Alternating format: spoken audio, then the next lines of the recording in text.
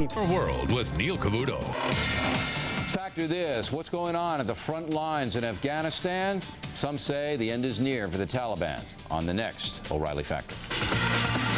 The O'Reilly Factor is on tonight. The news tightens around the Taliban government in Afghanistan. We'll have the latest from the front. Were postal workers misled by government officials about anthrax? There are some very angry people who think so. Is the Factor being too rough with politicians over the charity issue? Some people are saying yes. And how bad is Rush Limbaugh's hearing condition? We will find out. Caution, you're about to enter a no-spin zone. Factor begins in 90 seconds.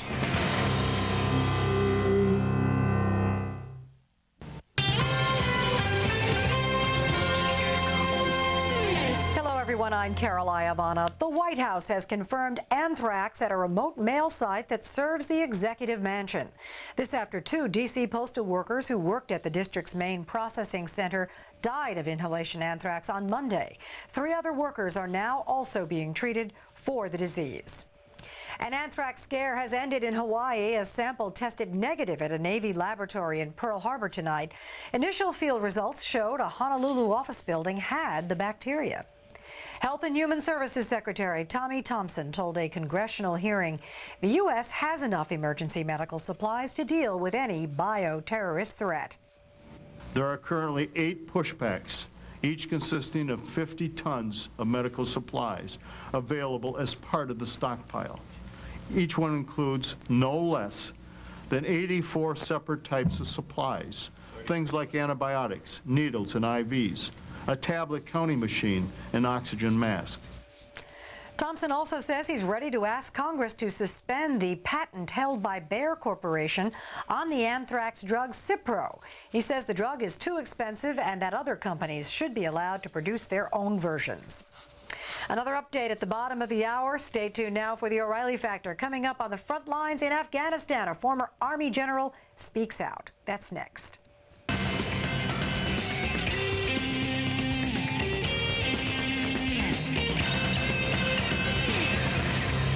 Hi, I'm Bill O'Reilly. Thank you for watching us tonight. Well, the whole world is watching how America is dealing with the terror. That's the subject of this evening's Talking Points memo. Defense Secretary Donald Rumsfeld says that the United States will not cease bombing once the Muslim holy month of Ramadan begins on November 16th. Mr. Rumsfeld believes that sustained action may be necessary, and if it is, I support him. But if we can stop the bombing in Afghanistan during Ramadan, without endangering our mission to overthrow the Taliban and wipe out the terrorists, I would do it. I would send a signal to the Muslim world that we respect their religion. Just about every military analyst I've talked with believes the Taliban would already be out if not for Pakistan and political consideration. We are waiting to install a coalition government in Afghanistan that Pakistan will approve. But Talking Points believes that enough time has passed and the Northern Alliance, along with allied special forces, should take Kabul as soon as possible. So we will have the option not to bomb during Ramadan. The situation in Afghanistan is a short-term one. The bigger picture is much more insecure. Americans now know that none of us are safe. There are no rules anymore, and other nations should realize that as well. For the first time in history, the 4 most powerful countries on this earth, U.S., Britain, China, and Russia, actually agree on something. The Muslim terrorists cannot be tolerated anymore. President Bush needs to build on that. If these 4 countries band together to punish any nation that harbors terrorists, no nation will. And the terrorists will have no place to hide. Think about that for a moment. If Russia, China, America, and Britain declare zero tolerance for terrorism and share intelligence and economic strategies, no country could withstand that kind of power, including Iraq and Iran. Mr. Bush would have to make economic concessions to China and Russia, but it would be worth it.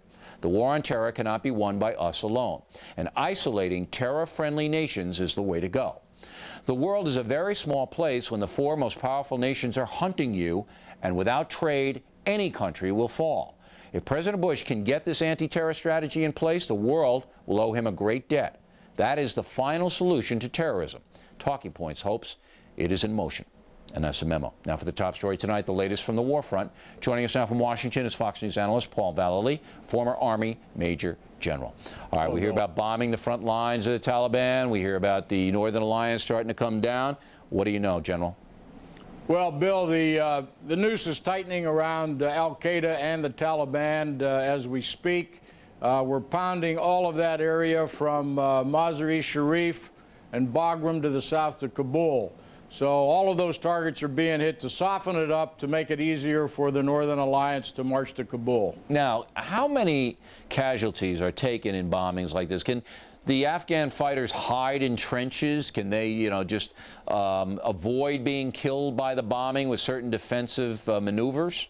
Well, they can. Some of these 1,000-pounders, 500-pound bombs, Bill, they'll dig a crater 20, 30 feet deep, and anything around it is destroyed. But here again, you can't do it all by air. That's why we need selective ground forces to go in, like the Rangers, and mop these people up, especially the ones that are hiding in these caves and other places. But I remember the Gulf War, the bombing terrorized the vaunted, I should say, National Guard. What was it? The Republican Guard of Iraq. Republican Guard. That's right. And we bombed them and bombed them and bombed them. And by the time we went in, these people would, oh, hey, there you are, I surrender. I mean, that's right. That demoralized them. Do you expect the same thing to happen to the Taliban fighters? Well, I think it's already happening, Bill, and the supposedly 8,000 that they had up there between Kabul and Bagram now have been reduced, as I understand, down to less than 4,000. So this continual pounding and selective ground operations, you're going to see a mass defection like you did with the Iraqis. All right. That's why I don't think it's going to take long to take Kabul. Okay. Did those 4,000 people, are they dead or are they just desert?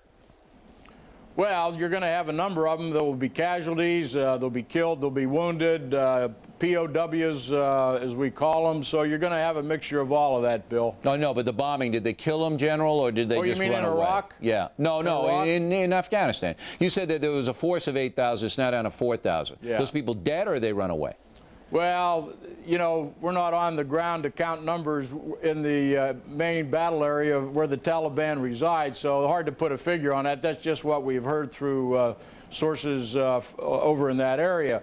I would think a lot of those are defections, or the numbers weren't real to begin with. Okay. So you don't think there's going to be any problem for the Northern Alliance, assisted by Special Ops Allied forces, to come down and take the capital city? I don't think it'll be a problem at all, Bill. They'll have helicopter support, our gunships. They'll have direct air support from our fighters, and hopefully if there's any of those 3,000 to 4,000 remaining in the hills there, we can use the B-52s to do some carpet bombing. Now, how, you said on this program before it was taking too long. Do you think that this is going to happen soon, or are we going to wait around even more for Pakistan?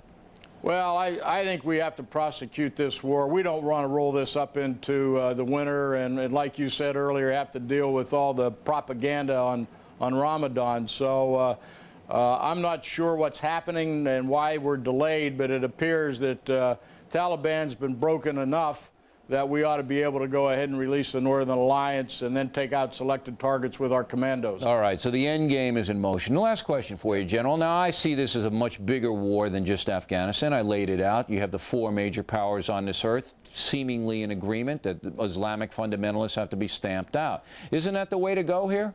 Oh, I think it's a great way if we can get all these large superpower powers anyhow to make a concerted effort to wipe these terrorist groups out throughout the world. But you see, Bill, each country's got to take it on as well, because these cells are everywhere. And the intelligence that we're getting out of France and Italy and Spain and Britain have really tied down a lot of that network. So now each of those countries, their police forces have to really prosecute within their own country to destroy these cells. So it's really a global effort here. Yeah, sure it is. But if the 4 big powers say to Iraq and Iran, no more, where nothing goes in and nothing goes out, they have to play ball. Well, I would think so, or they're going to have to suffer the consequences. But, again, we can't rely on everybody to do what we think No, we needs to be can't. done But it here. seems that Bush has a chance now to get China and Russia, because Britain's already on board, to just say, enough of this. This is bad for the world. It's bad for business. It's not humane. These people have to go. Hey, General, thanks very much, as always. Keep an eye on it for us. We'll check back in with you. All right, next, the most controversial story of the evening. Did the federal government do enough to protect postal workers against anthrax? There's a lot of anger in the post office right now. Back with that in a moment.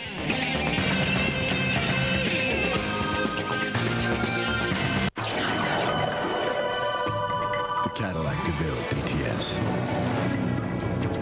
Expect to handle the conditions, no matter expect to see things in the dark, well beyond the range of your headlights. And expect the guardian angel to come as standard. DeVille DTS, the fusion of design and technology. Cadillac. I'd like to take a look at my investments. Can Fidelity help me with some planning? Go through what I'm invested in, goals and so forth? Of course. You know, now might be a good time to look at your entire portfolio. Yeah? You can help? Well, certainly. With Fidelity Portfolio Review, we can help you draw a complete picture. Really? Sure. Fidelity and non-Fidelity accounts, IRAs, 401k, stocks, mutual funds, even the effects of taxes. How do we start? We'll meet in person or over the phone. That's great. Let's get rolling. For a free review of your portfolio, call 1-800-FIDELITY. Women flock to me because I'm famous, I'm handsome, and you know, I have a fabulous tan. Oh, what also seems to turn them on are my high-tech toys. You know, I got this at Comp USA, and then I added the Linksys wireless network so I can stay connected even out here. I can, you know, read my emails and check out the news and, of course, the weather reports. They love me. Now buy any Linksys wireless network and get free delivery and installation.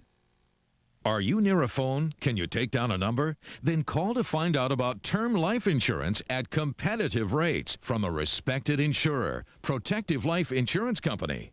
A 35-year-old could get a $200,000 policy for less than $14 a month. A 40-year-old could get a $250,000 policy for less than $18 a month. For your free quote, call now. Matrix Direct, 1-800-728-3117. In the Impact segment tonight, there's mass confusion over who's responsible for warning Americans about biological attacks. So far, 3 have died from anthrax poisoning. 8 other people are infected, including a 7-month-old baby. And 32 others have been exposed to anthrax, and postal workers around the country are extremely nervous. With us now is former Lieutenant Governor of the state of New York, Bessie McCoy, a health policy fellow at the Hudson Institute. Now, Doctor, you were on to this very early, this bioterrorist threat. You wrote a number of papers. First of all, in your opinion, did the government do enough to protect the postal workers here? No, they didn't. And in fact, they repeated mistakes that had already been made in Florida. In both cases, they waited too long to get medications to all the people who could have been exposed to the anthrax. And it's the nature of this disease that it's imperative people are medicated before any symptoms appear. The incubation period is about 16 days on average, but that means some people could develop symptoms much earlier than the 16th day.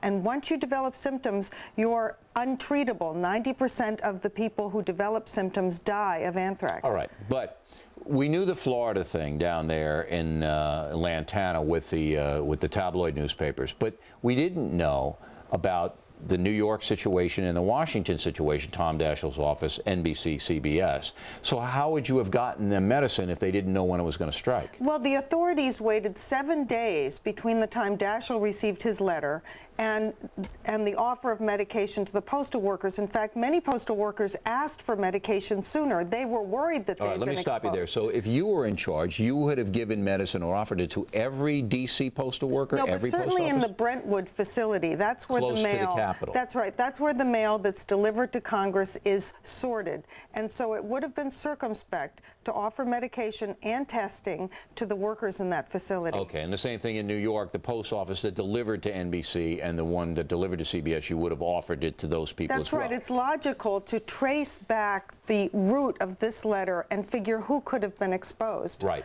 Why didn't they do it, do you think? Why didn't they? Well, it's unfortunate that public health authorities have made calming the public, offering assurances a higher priority than protecting people's lives. In Florida, at the very outset, when Robert Stevens' diagnosis of anthrax was confirmed, Secretary Thompson said it was an isolated case. There was no basis for that statement. But you can understand why they want to keep people calm and everything. It's important to keep people calm, but it's not more important than saving their lives. We should act with all deliberate speed and take every precaution, especially offering medication, such as Cipro, to people who may have been exposed. It's a valid point. Now, Doctor, you see that now things are going to have to change in the public health industry and that we're going to have to fight this bioterrorism threat for years to come. Should we vaccinate everybody against smallpox? Well, I'm not sure we should vaccinate everyone against smallpox. First of all, there's not enough available right now. Secondly, there are side effects to the current smallpox vaccine. As you know, until the 1970s, virtually everyone in the United States was vaccinated against smallpox as children. But now there are side effects to smallpox, and as far as I know, there's no confirmation of a real threat, although smallpox is considered... So you wouldn't go that far to I wouldn't go that far now. Secretary that. Thompson has been, I would develop the vaccine. In fact, the most important point here is this. We are not going to win the war against bioterrorism by grinding out more Cipro pills. In order to win this war, we are going to have to outsmart the terrorists in the laboratory. We will have to develop more effective drugs, more effective medical devices. You would be R&Ding now against all Ebola and all of these other things. Well, that's right, and that's why Chuck Schumer's proposal was so dangerous, because by removing the patent protection from Bayer, what he's really saying, if drug companies and medical device companies work full-time developing products for an emergency, when the emergency occurs, they won't get paid for them. So there's no incentive to do research and development, which is what I meant on And there are marvelous things being developed. For example, a dialysis-style machine that will be able to cleanse the blood of toxins so people won't have to be on medications for many, toxins? Well, no, but from some toxins. For example, a drug that will destroy all bacteria. So this is a serious thing to use. It's being developed. It's being developed, that's right. Ultraviolet lights that will destroy tuberculosis and measles and other kinds of infectious agents that could be released even in school. So we need to speed this up, is what you're saying. We need to speed it up. With government help and subsidies. Our lives will depend on the speed and effectiveness of that research and development. Hard to argue with you on all of that. Thanks for coming in. We appreciate it. Thank you. And next on the rundown, am I, your humble correspondent, being unfair to Governor Pataki and other politicians in the charity matter? We'll talk with a man who says, yes, I am being unfair right now.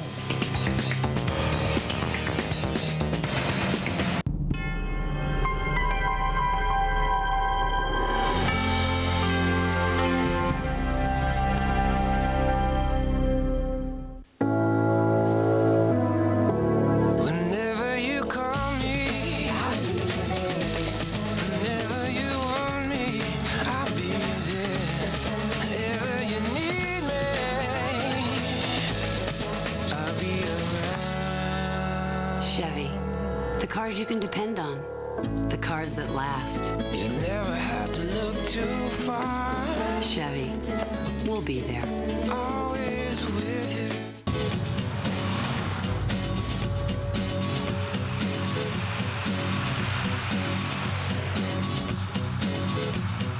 The road to success has always had its bumps and curves. Don't get off track. Now is the time you really need personalized advice and better information. Morgan Stanley. Move your money. Get well connected. I could dance all night back then. So I was thrilled when my oldest grandson wanted to follow in my footsteps. But before our first lesson, I had a heart attack. I needed to lower my cholesterol. How will you take care of your high cholesterol and heart disease? I tried diet and exercise, but it was still too high. So I asked my doctor about Zocor. He told me Zocor, along with diet, can really get your cholesterol down. And Zocor's proven to significantly reduce the risk of heart attack among people with high cholesterol and heart disease. Now my cholesterol is right where it should be. Zocor is a prescription medicine and is not for everyone, including women who are nursing, pregnant or may become pregnant, or people with liver problems. Your doctor may do blood tests to check for liver problems. Because serious side effects can result, tell your doctor about any muscle pain or weakness you experience and about any medicines you are taking. For more information about Zocor, talk to your doctor. Be good to yourself. It's your future. Be there. In 1 minute on The Factor, where's the money? Have I been too hard on the politicians for not fixing the charity problem involving the terror families? Plus, Saddam Hussein, bin Laden may be the least of our troubles. The Factor returns in 60 seconds. It's smart to buy quality yard equipment. Who has time for things that don't work? Stark Street Lawn and Garden Equipment sells quality. And the selection is huge, from mini tillers to tractors. The sales staff has more than 35 years experience selling you the right machine. The best part though, factory trained parts and service right here to keep you running. Stark Street Lawn and Garden, Portland's power equipment connection. East side on Stark Street, west side on Tualatin and Sherwood Road. What will you do with the money you save when you refinance your auto loan at Oregon Telco Community Credit Union? Oregon Telco is refinancing auto loans at just 6% APR up to 60 months. Think of all the money you can get out of your car. New or used, it doesn't matter. You just need to be a member of Oregon Telco. And if you live or work at any of these counties, you can now be a member. Find out how you can benefit at www.otccu.com or 503-227-5571. Don't trade in your car, trade in your car loan at Oregon Telco Community Credit Union, the answer to better banking. Factor Update segment tonight. As most everybody knows, I've been very hard on charities for not being quick enough to give donated money to the families of the terror victims. Less than 10% of the $1.4 billion raised has been paid out. I've also criticized New York Governor George Pataki and Attorney General Eliot Spitzer for not taking more aggressive action to get the money to the families. With us now is the Secretary of State of New York, Randy Daniels, who thinks I am being unfair. Here I am. Take your best shot, Mr. Secretary. No question about it, Bill. You're being very unfair. And the reason you're being unfair is the governor has had to deal with every aspect of this tragedy. To date, the governor has provided monies to over 15,000 families in emergency disaster unemployment relief, over $3 million in food stamps for some families. We've provided $3 million to help families with burial assistance, and that's state money. We've also provided $50,000 for college expenses for the dependents and victims of victims. And this will be an enormous commitment by New York State. But more importantly, the governor has showed leadership, and he's shown an enormous capacity to comfort and calm this city in a time of great fear. And with regard to the charities, the World Trade Center Fund, which the governor asked to raise, is a pittance compared to what has been raised. It's only $28 million. And he raised that fund to provide relief in gaps where the major charities who do this work every day would miss. And so it is prudent for us with regard to the World Trade Center Fund to coordinate with the city, to coordinate with the United Way, to see where they are missing in terms of the avenues that they have chosen to provide relief, and then we would step in and fill those gaps. I think that's the longest I've ever been silent on the factor in the 5 years that we've been on the air, and I gave you your say. It's been 6 weeks since the terror attack, 6 weeks. Less than 10% of the donated money, I'm not talking state money. Now, I have no quibble with you guys. You got a nice job on the state mobilized. You're right. Governor Pataki and Mayor Giuliani did a nice job at calming people down, showing leadership. But we got $1.4 billion raised, less than 10% paid out. No coordination at all among the 160 private charities. No coordination. I say the governor's got to step up and control the situation. Now, we called him weeks ago. He will not address the situation. Why not? First of all, legal authority for regulation of charities in the state of New York falls to the Attorney General. That's the correct. Attorney General convened a meeting of the major charities early on to do that coordination. He has appointed the head of his Charities Bureau to oversee that. That is his statutory responsibility. The governor has empowered the Attorney General and proposed through a executive order to give him greater power to root out fraud in the charities. Then why won't the Attorney General come in here and explain what he's done? And if he's done all this coordination, why is less than 10% of the money gotten to the family? I can't speak for the Attorney General. I can speak for the governor. And I will say this, that the governor has been relentless in addressing the issue of fraud with regard to these charities, because experience has taught us, and I think the greatest example of that is in Oklahoma City. If you just throw money out there, people will come out of the woodwork to get that money. We're not going to let that happen in New York. So we would rather err on the side of prudence. Has he prosecuted anybody for fraud? I'm not aware of any specific instance of fraud. However, that does not suggest that it's not there. Listen, I'm not saying that he's not concerned. I'm saying that he needs to coordinate better the 160 charities that are scattered all over the place because the money's simply not getting to the people. After you go off the air, we're going to bring in two people we had on a couple of weeks ago. They're going to give us updates on the situation. You will see, Mr. Secretary, that people are still hurting. They don't know where the money is. They don't know what they're going to get. They don't know what they're entitled to. And let me just say this. I met James Hilario out in your green room, and I told him that I will have one of the mayor's commissioners call him within 24 hours to deal with his problem. And that's great. And wherever we find them, we do that. But the important thing is this. It's unfair to suggest that people aren't being helped. Over 4,500 families have been rendered assistance by the city of New York. Thousands of families, it's the private charities the problem is. And we are coordinating with those charities. We want to cut through the red tape. We want to get the governor's got to come on and tell, if he doesn't like me, he can go on the Neil Cavuto program or whatever program. He has an obligation to reassure people around the world who have donated their hard-earned money to help these people. Now, these people say they're not getting the money. It's Governor Pataki's responsibility to what exactly he's doing. Now, we appreciate you coming in and saying it. Why can't he? The governor is running the state of New York. The governor has a lot of things to do, and appearing on the O'Reilly factor is on the bottom of the list. It's on one option. Fine. He is more concerned about the health and safety of the people of the state of New York, Bill. Now, we said he could go on the phone. We said just pick up the phone for 5 minutes. No, you raised the question, are you being too hard? Right. You're being too hard. It's easy to sit here and take pot shots of people who have to assure the security of this state. And that is the #1 priority of this governor. Second is to provide relief to the people who need it. We are doing that. We're going to cut through red tape wherever we find it. We're going to coordinate the charities. I hope so, but we will get money to those families. 6 weeks, Mr. Secretary, and the red tape is still strangling. Look, you know the Red Cross and the Attorney General are at odds. They're at odds right now. The biggest charity, the Red Cross, is at odds with the Attorney General of the United States. I'm telling you guys, I know your intentions are good, but you got to execute better, and you got to reassure people who have given money to these charities that you're on the case. And the governor has not done that. He could have picked up the phone. He can go on Cavuto. He can go on anything. I would disagree. I'll give you the last word on it. The governor has been outstanding in his leadership. The people of New York recognize that. Some journalists don't, but that's okay. That's how the system works. The people are applauding the governor's leadership, and we will do everything we can do to possibly see that they get the assistance that they need in a timely manner. We appreciate you coming on here, Mr. Secretary. It's always good to see you. Plenty more as the factor moves along this evening. We'll update you on how some of the families I just mentioned are doing 6 weeks after the attack. Right back. Oh, tomorrow we've got a 10:30 management meeting. Okay. And 3 o'clock with John Trent. See you in the morning. Thanks. Everything about you says you're going to make it to the top. You're just going to take a little different route to get there.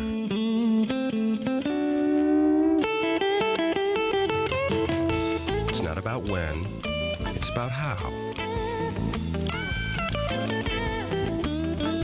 Acura certified pre-owned vehicles. You know where you're going. When I start each morning. When my kids need a playmate. Prozac Weekly is here. Ask your doctor if it's right for you. For a limited time, you can try Prozac Weekly for 1 month free. Visit freemonth.webmd.com to learn more and print out your coupon from Prozac Weekly. Talk to your doctor today to see if Prozac Weekly could be right for you. Prozac Weekly is here. No music says New York like the unforgettable melodies of Leonard Bernstein's classic West Side Story. Grammy-winning violin virtuoso Joshua Bell brings the beautiful melodies Somewhere, Tonight, and Maria to life on his best-selling new album, West Side Story Suite. Over 1 hour of music, specially arranged for violin and orchestra. West Side Story Suite also features songs from On the Town and Candide. This is Bernstein's best-loved music as you've never heard it before.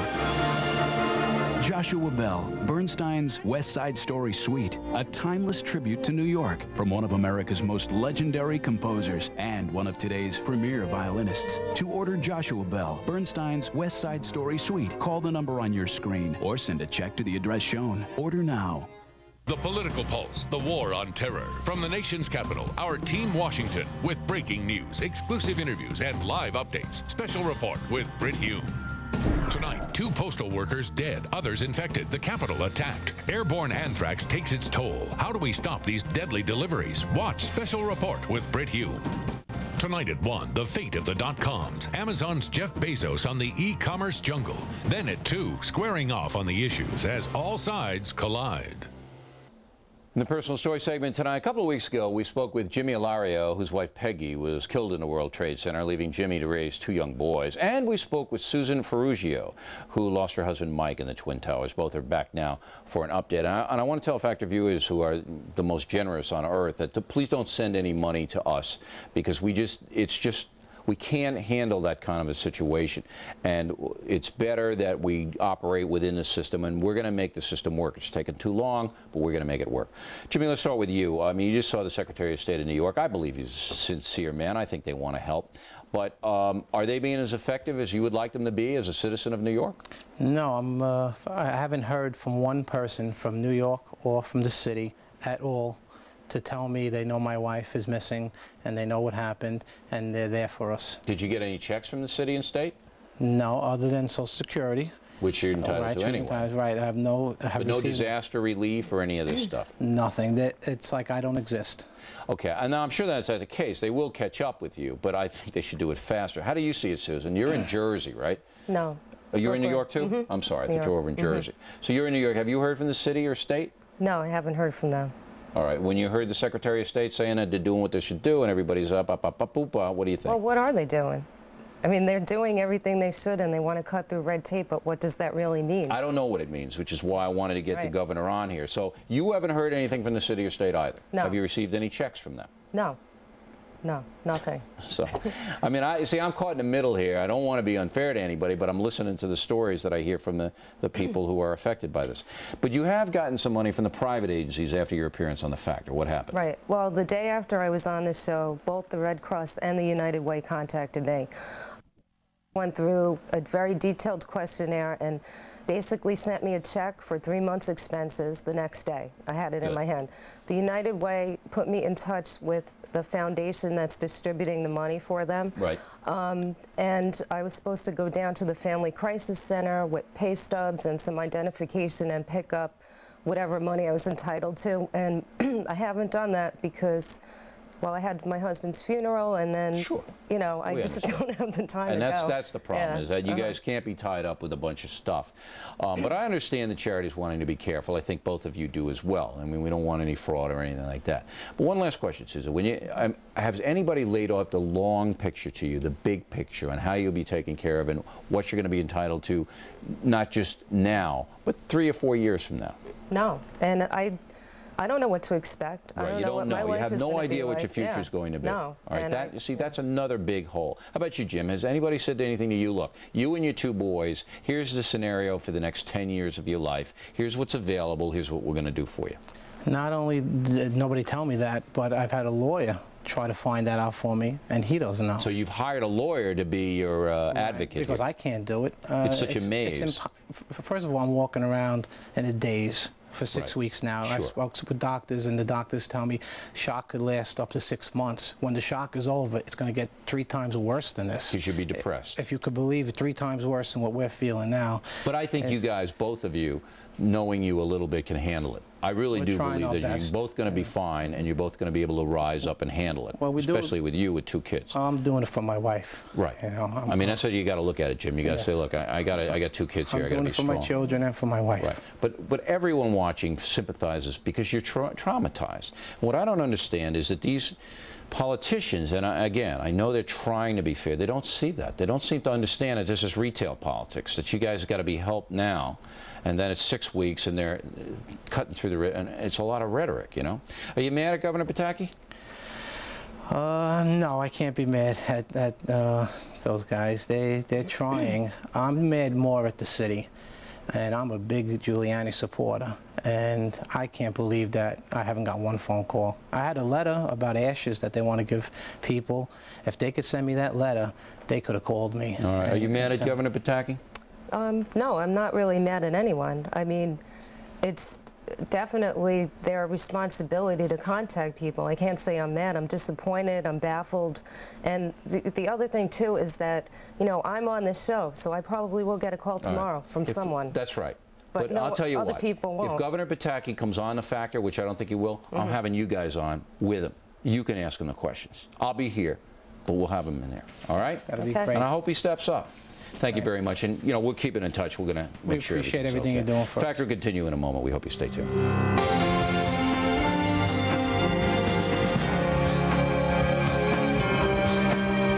Hello, everyone. I'm Carol Iavana. The facility that handles the mail for the White House has tested positive for anthrax, but nothing has been found at the White House itself. Meanwhile, lawmakers on Capitol Hill are back at work, though their offices and many of committee rooms remain closed for anthrax testing. No word on when they'll reopen. In Afghanistan, U.S. forces continue to pound Taliban targets near the capital of Kabul. Steve Harrigan reports from the front lines in Afghanistan.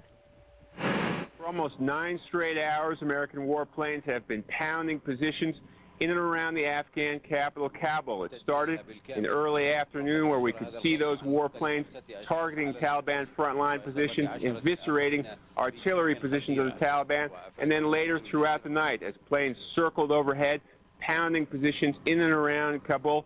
The air would just shake with the reverberations. It's clear that they are using much heavier ordnance than they have in the past. The Taliban have come out in between raids, fired their artillery. They have boasted in the past that they are able to withstand air power by hiding in their caves, hiding in their mountains. That boast is certainly being put to the test tonight. In Bagram, Afghanistan, Steve Harrigan, Fox News. The O'Reilly Factor continues after the break.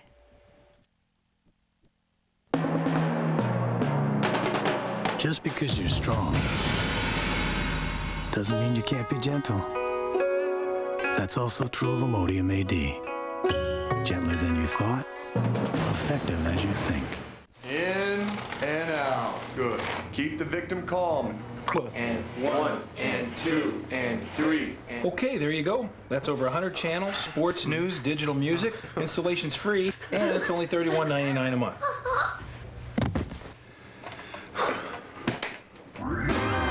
Just $31.99 a month gets you over 100 channels of DirecTV programming. Right now with free professional installation. So it was the digital music that... Yeah. How do they see through the stockings? How do they see through the stockings? They're sheer. Right. But you're missing the point of the story. The woman's car is commandeered, stranding her miles from the nearest FedEx location. She's toast? No. Directly across the street, her salvation. Directly across the street? Technically, it was kitty corner, but stay with me. Is it a mirage? I don't know. Is it a miracle? Yes. No. It is one of thousands of FedEx Express drop boxes strategically located at post office locations coast to coast. Keeping the engines of commerce well lubed. Precisely. The compact Presario 5000T has something for everyone. For film buffs, a free DVD drive. For music buffs, a free CDRW drive. For technology buffs, a powerful Intel Pentium 4 processor. Yeah, it's a buff PC, all right. And it's just $899. That's for all you financial buffs. Call 1-800-332-1780 to buy now and upgrade to a DVD or CDRW drive free. Plus, get free shipping. I am American. I am an American. I'm an American. I am American. I am America. I'm an American. I am American. I am an American.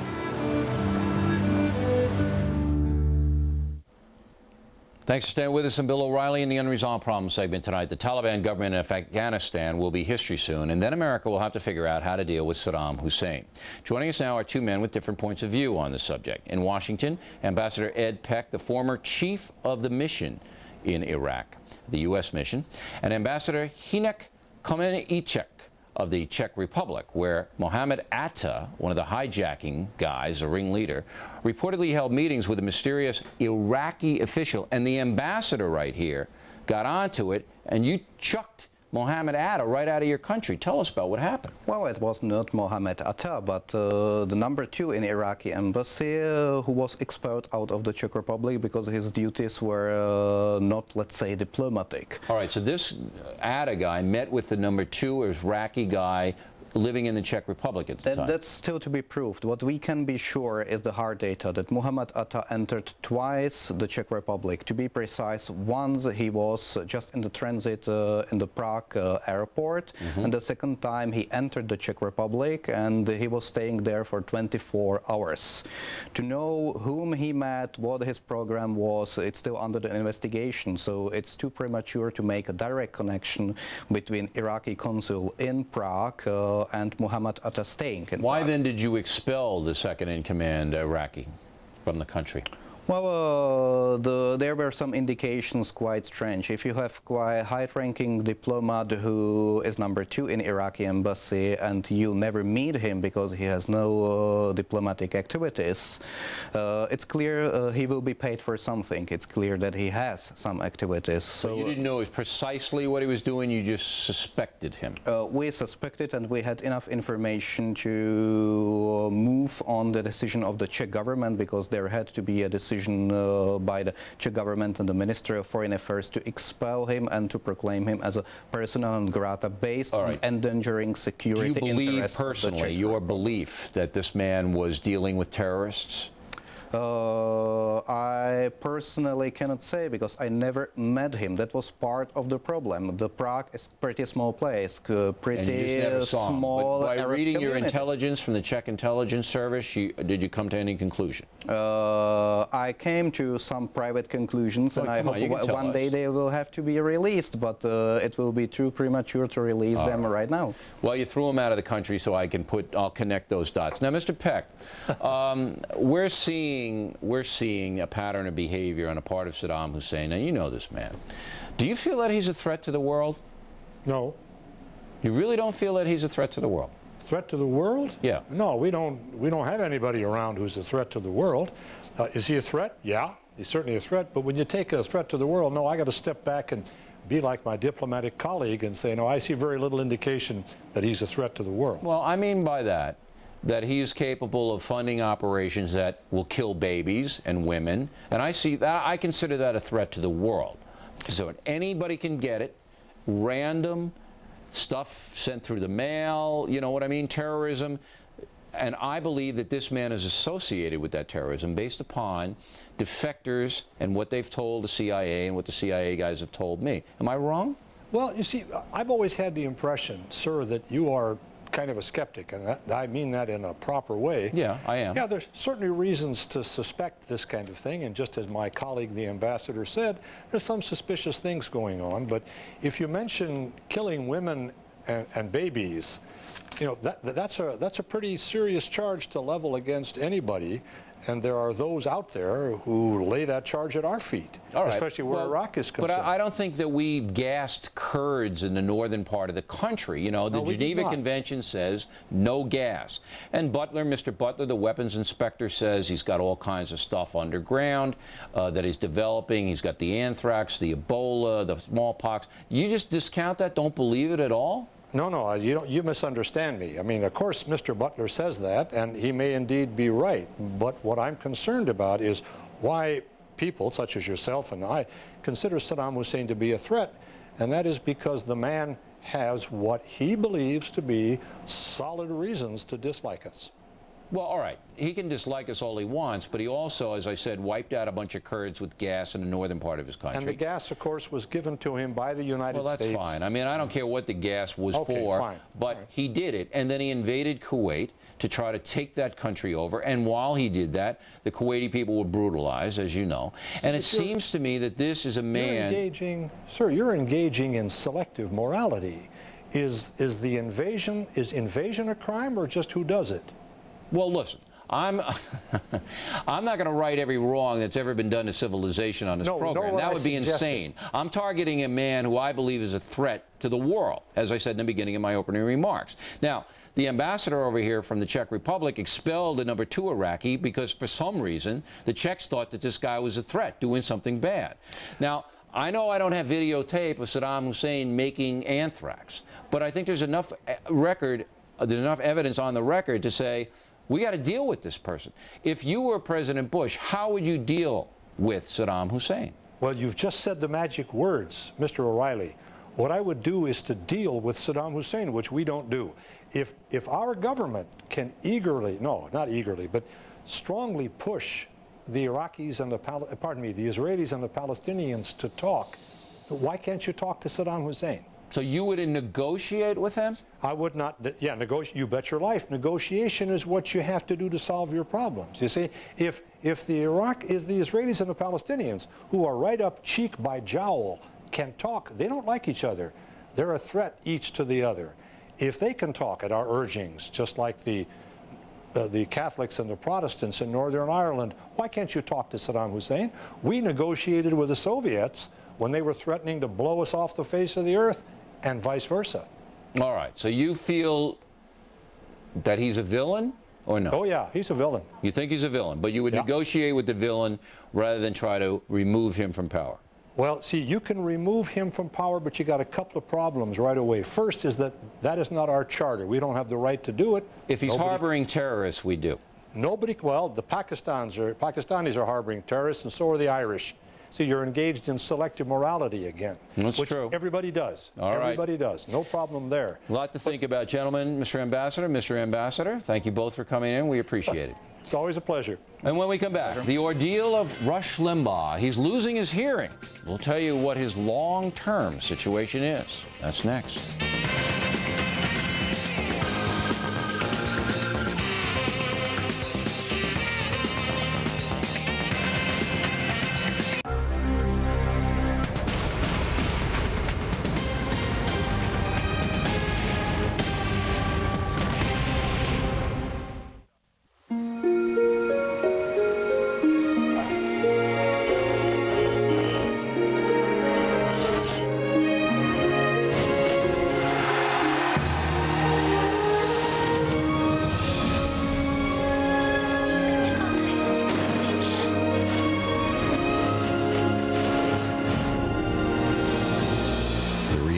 Camry. Trust us, you're going to want one. A crisis at home. She snuck in. An assassin at large. We have reason to believe an attempt will be made on David Palmer's life. For federal agent Jack Bauer. The next 24 hours, I want you all over this. It's going to be one hell of a day. It's just one of those days when you don't want to wake up. Find the shooter, Jack. If you ever want to see your daughter again, get me out of this. You have no idea what you're getting yourself into. Kiefer Sutherland stars. Who are you working for? In 24. Premieres Tuesday, November 6th on Fox. It's just one of those days. 2 minutes from now, like him or not, Rush Limbaugh is possibly facing the biggest challenge of his life. Can the popular radio talk show host overcome his hearing loss? We'll have details when the Factor returns in just 2 minutes. Hi, Zach Paulette here with City Liquidators. Come see our huge selection of office furniture, great for your home office.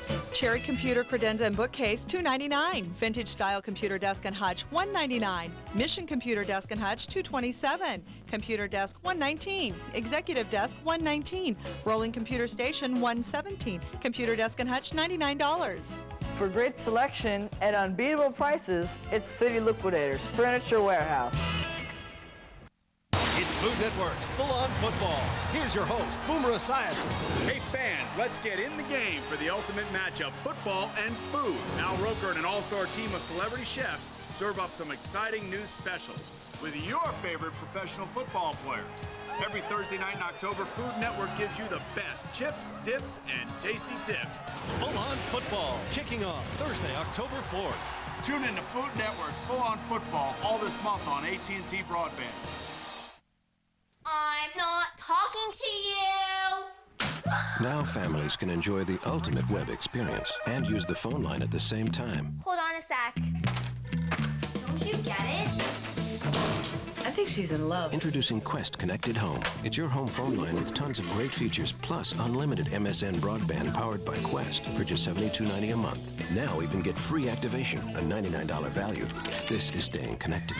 This is riding the light. Quest. Next February, we've got the home snow.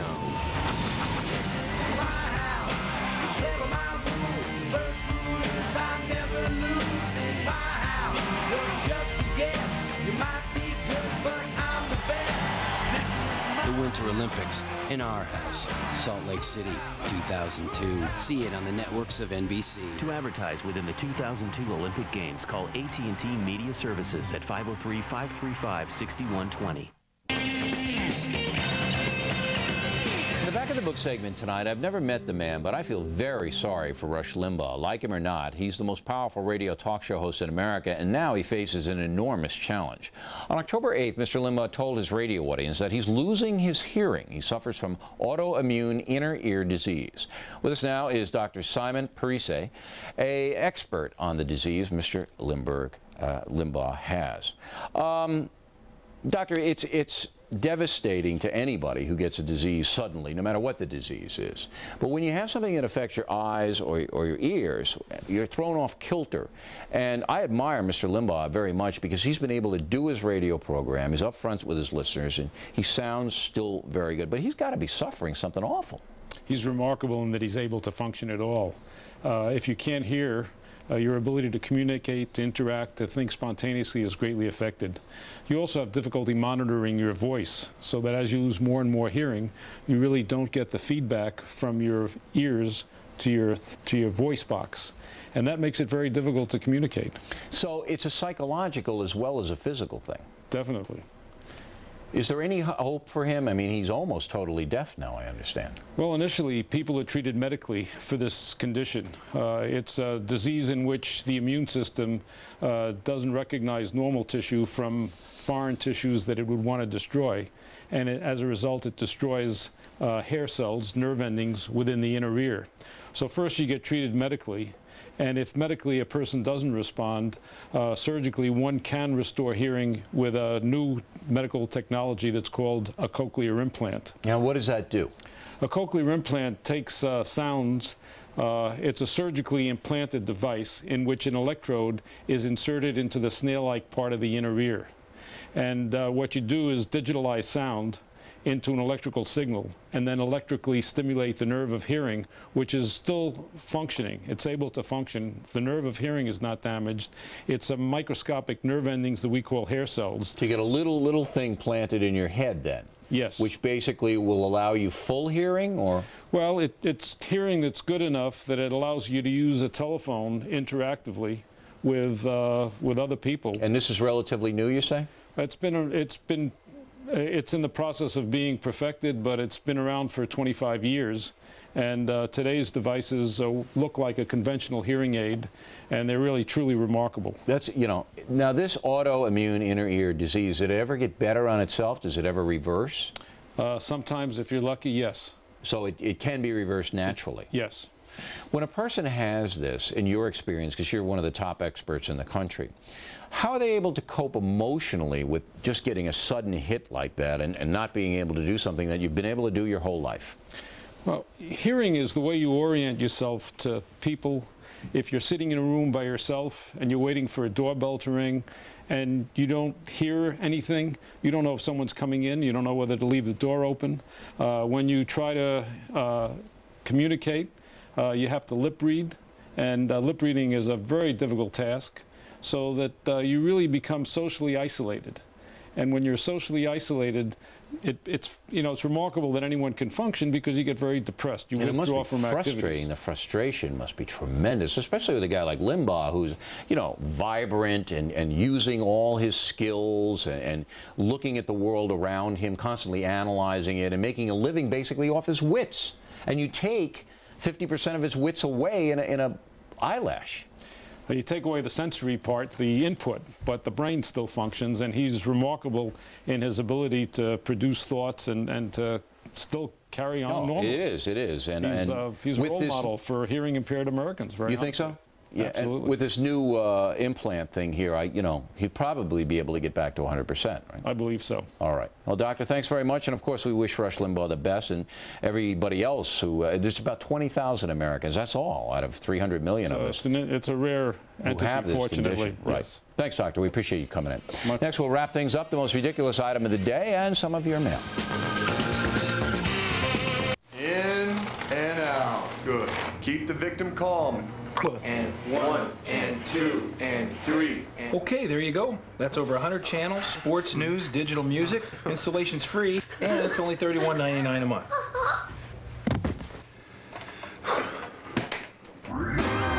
Just $31.99 a month gets you over 100 channels of DirecTV programming. Right now with free professional installation. So it was the digital music that... Yeah. Son, I think it's time we had that little talk.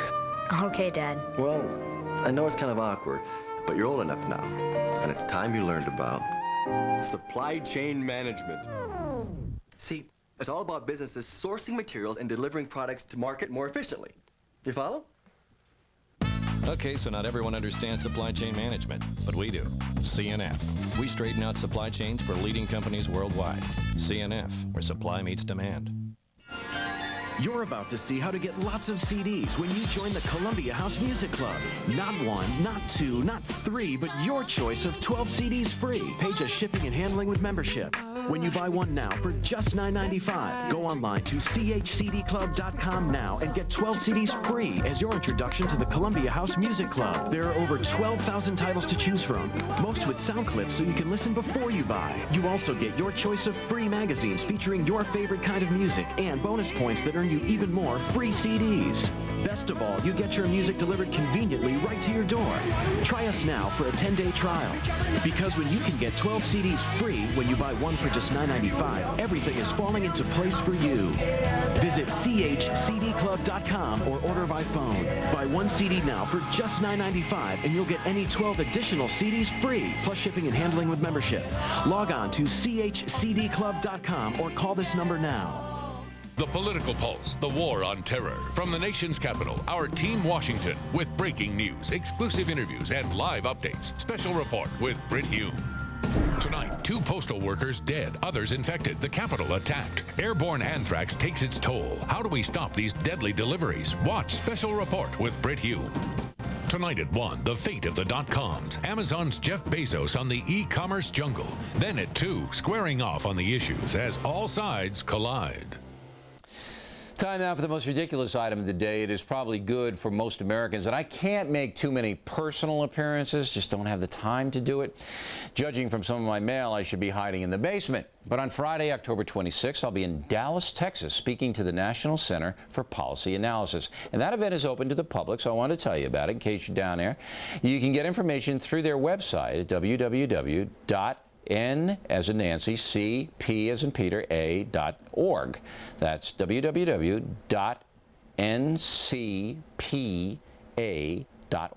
Okay? Now, I used to live in Dallas, so I'm giving everybody fair warning down there. I'm coming back to town, y'all. I don't want to hear any wise comments. Finally tonight, the mail about our continuing investigation into why donated money to help the families of the terror victims is taking so long to get to them. Joseph Gonzalez, Long Island, New York. Bill, I applaud your relentless investigation into where the money's going. I believe the director of the IRS should oversee these organizations. Well, ultimately, the IRS does have the final say, Mr. Gonzalez, but that agency will not see the charitable records until next spring at the earliest, and these families need help now. Rick Browd, Pekin, Illinois. The $25 I sent to the September 11th fund came out of my food budget. Stay on the charities, O'Reilly. Remember, no spin. I always remember that, Mr. Brown. Amanda Peterson, Phoenix, Arizona. Hey, Bill. For the most part, I agree with your no-spin approach. However, you are wrong about domestic violence. Can my 3 children come live with you? Who'll take care of women with kids? Well, first of all, Amanda, I am not wrong. No abused woman should stay in the house, period. The first call should be made to Legal Aid. They have offices in just about every American county.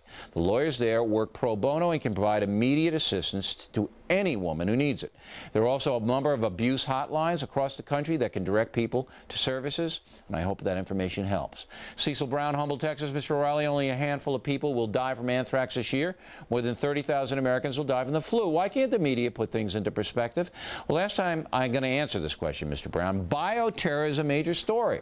It's part of the war we're fighting. Americans need to know all the details of the war here at home.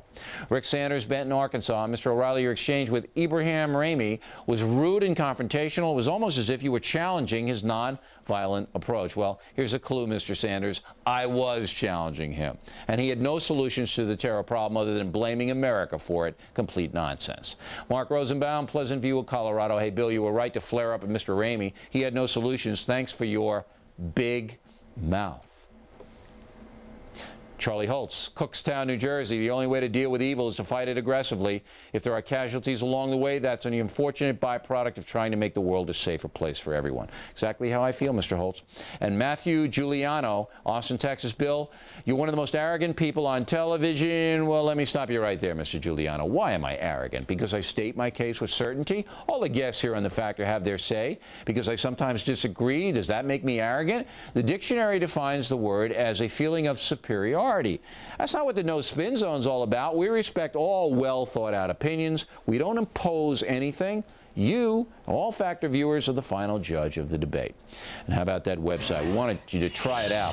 Santa Claus has now dialed up the Factor website. You know why? Because he's getting those Factor gifts for Christmas. If you get them early, you're going to get the best stuff, because the other stuff, I guarantee it, is going to be sold out.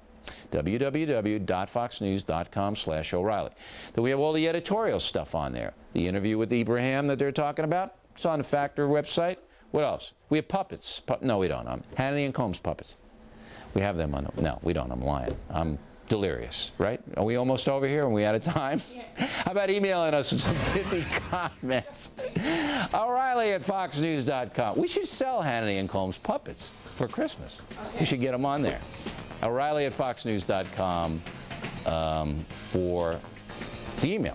Name in town, name in town, name in town, if you wish to opine. Long, long day. I did Good Morning America today. Long day. And that is it for us today.